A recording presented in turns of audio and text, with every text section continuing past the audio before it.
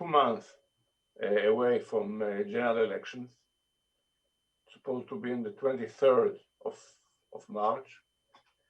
And in this moment, the political arena is very much fragmented.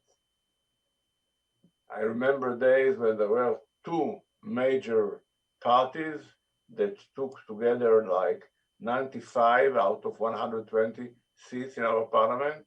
Today, the picture is different. You have the right wing with 3 parties. One of them is the party of Mr. Netanyahu, but there are 2 others who defy him in a way. And you have the center left, again, with till now 4, maybe 5 smaller parties. And the mechanism of the consolidation is not yet ended. Only in February 3rd, all the list of candidates should be submitted to the governmental committee of the election. Till then, many things can happen. Splits and mergers. But what's important to understand is that after the election, all the options for building a coalition are open. And mainly there is a possibility of right-wing coalition, right-wing with centrist party and without the ultra-Orthodox parties, and maybe even a remote option of center or center-left government, where the center-left bloc will play a more important role. But in this very moment, it's very difficult to say. But again, we have to bear in mind that whoever is the government, the policy about Iran will be the same. Iran, and I can say Iran and Turkey, the policy will be the same.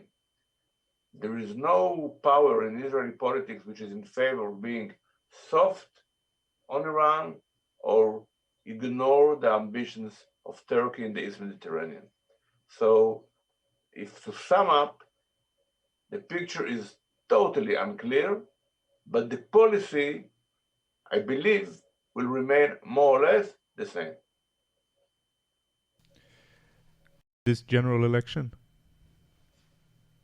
Basically, the fact that the leader of the Likud and the prime minister for almost 13 years, Benjamin Netanyahu, is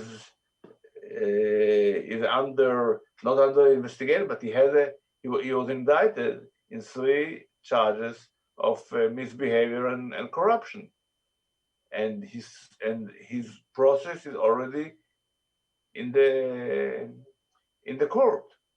And I think that two weeks ago he has to show up the first time as defendant and to stand vis-a-vis the judges. All the tricks that he is doing in order to evade the judicial procedure led to three elections in a year and a half, and now we are facing the 4th election in 2 years. That's why the arena is so fragmented, mainly in the right side, because there are people who are right-wingers but oppose Netanyahu. And this brought the effect that a very important part of the Likud was split from the Likud, which is the governing party. And this is the reason for the instability and for this such a number of elections in a very short period. It all comes from the attempt of Netanyahu to evade the justice. The Palestinian issue.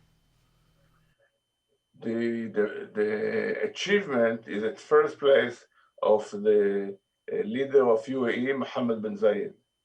He was smart enough to take advantage of the difficult domestic situation of President Trump and Prime Minister Netanyahu, and he smartly used their need in foreign policy achievement to squeeze out of them the cancellation of all the idea of annexation in the West Bank.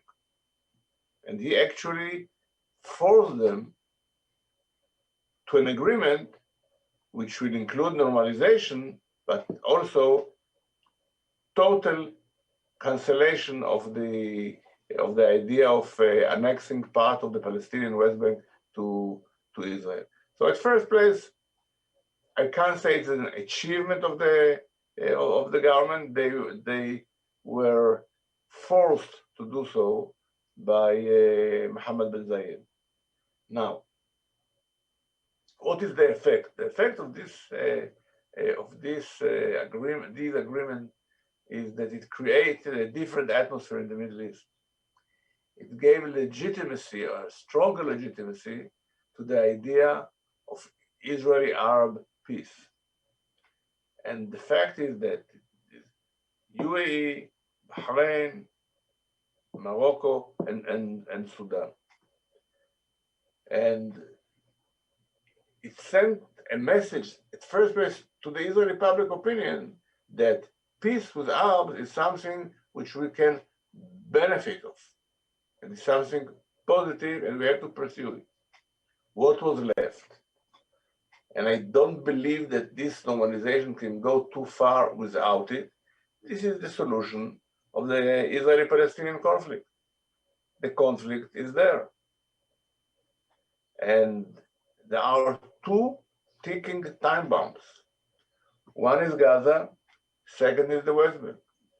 In Gaza, you have 2 million Palestinians living in terrible poverty, in terrible conditions, under a repressive rule of Hamas, which is by nature a Muslim Brotherhood movement by ideology, with very violent agenda. And the lives there are very miserable, and it can be exploded in every moment. Maybe one day, maybe 1 year, but it's a situation which is unsustainable in one hand. But about Gaza, everybody understands that it can erupt one day. In the West Bank, especially in the recent months and a half, there is a growing number of violent confrontation between extremist Israeli settlers and Palestinians. And you have there all the ingredients of a terrible ethnic conflict between Palestinians and settlers, and the Israeli army in the middle. And again, if there is no diplomatic solution, sooner or later, it may lead to outbreak of violence that you don't know where it will stop, because there is a lot of weapons there, enough extremists who want to ignite a religious conflict, and religious conflict, you know how it starts, you never know how it ends. So the new, I would say, the achievement of Israel, of further Israeli, Arab, I can't say reconciliation, but I can say rapprochement, is very fragile. It's very fragile. And all sides are clearly watching the huge benefit of this cooperation between Israel and the Emirates, Israel and Bahrain, Israel and Morocco, and maybe in the future, I'm sure, somewhere in the future, Israel and Saudi Arabia. But if there is no solution to the conflict between Israel and the Palestinians, it can't it can't hold too long. At first, the Palestinian side there was a feeling of frustration, the sense of betrayal that the Arabs left them in their plight, a lot of anger against the Arab countries, but gradually it created a second thinking, how they arrived to this place. The fact that they, for too long, allowed on their part the status quo to remain, brought the Arab world to a point that when they said, you know what, we are sick and tired of you. And the problem of the Palestinians, that they have no state of their own, became less important because there were other priorities. And actually, it's the Palestinians did not pursue politically strong enough the issue of two-state solution. They could be more active, more proactive, and even if there was a government in Jerusalem that was not genuinely in favor of compromise and peace and agreement, they could create a situation when it will be forced to take a step forward. And they didn't do it. They gave the impression that, okay, if the conflict goes on like this, yalla, let it be. They made mistakes. They lost several opportunities. Not that always they had opportunity, but at least there were some points, let's say, in the last, since the Oslo agreement, they could take advantage and start to do something. And they were not keen enough to do it. I don't blame them for 100% of the situation. But they have to ask themselves how it came to the situation that they are quite abandoned by their brothers. They have to think thoroughly and to do the introspection, what they did wrong that brought it to this situation.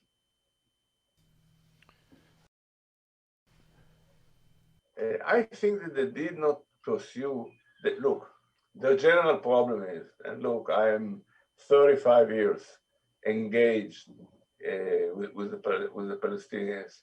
At first, as a governor of the West Bank when I was in the military, but later on with all the diplomatic attempts to bring some solution. Their problem is that they are prisoners of their own slogans. And when you're covered with slogans, you can't conduct a pragmatic, assertive politics. You declare, you are sure that all the justice in the world lies in your pocket. It's not the case. It requires, dynamic diplomacy and flexibility and the ability to listen to the other side. And they are too much prisoners of their own slogans and rhetoric. And they should turn from rhetoric to more active diplomacy. They didn't try to speak directly to the Israeli people, above the head of the government. And this is, if you ask me what profoundly is their problem, is what I said. Too much slogans, not sufficient political pragmatism.